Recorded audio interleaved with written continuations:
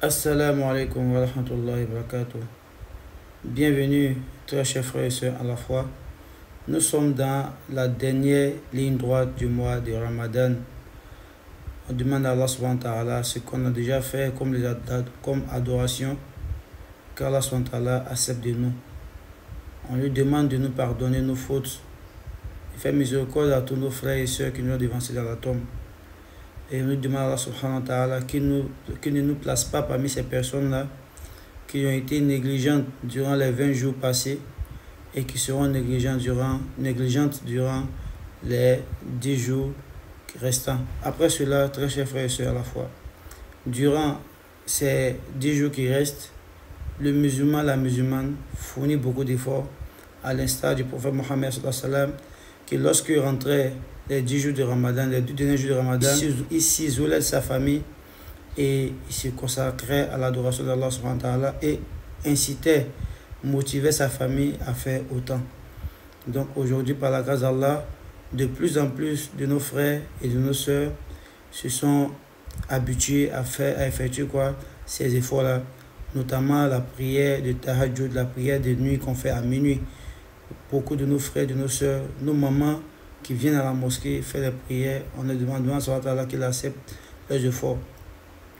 Mais malheureusement, après toute cette prière-là, quand nous rentrons à la maison, beaucoup d'entre nous n'arrivent pas à avoir la prière de Fajr parce qu'ils sont fatigués. Et c'est normal de prier de minuit à 3 heures du matin et puis tu vas vouloir te reposer, c'est sûr que tu vas rater la prière de Fajr. Or, le fait de rater la prière de Fajr est plus grave que rater la prière de Tahajjud. Pourquoi?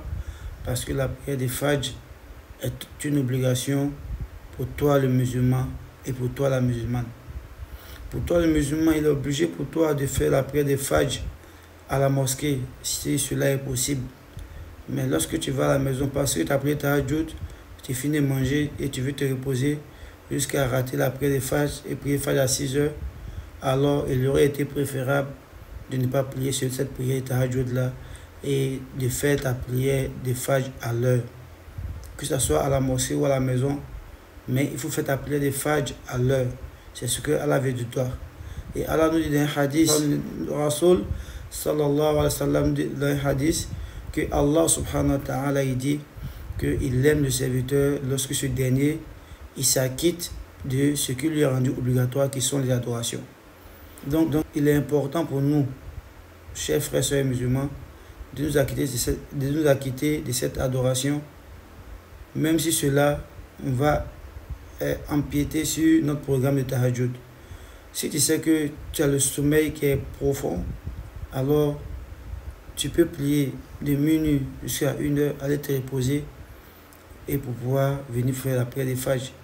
Mais si tu sais que tu as un sommeil qui est léger, alors bienvenue parmi nous. On fait la prière, tu vas, tu manges, tu restes un peu éveillé juste le temps de la prière de Fajr et tu fais ta prière de Fajr, alors tu vas te coucher.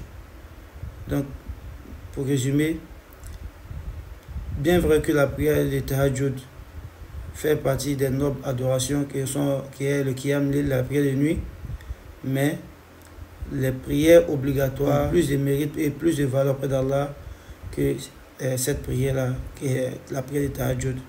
Donc celui ou celle qui sait que en priant Tahajjud, ça va déranger sa prière de Fajr, il ne peut pas prier Fajr à l'heure, alors mieux vaut pour lui de faire moins d'efforts durant la prière de Tahajjud et garder son énergie pour la prière de Fajr afin d'avoir la satisfaction d'Allah subhanahu wa ta'ala sur lui et de repousser de lui sa colère en ne faisant pas cette obligation-là au moment opportun. Car il dit Inna salata kana lil mu'minina kitaban mawquta.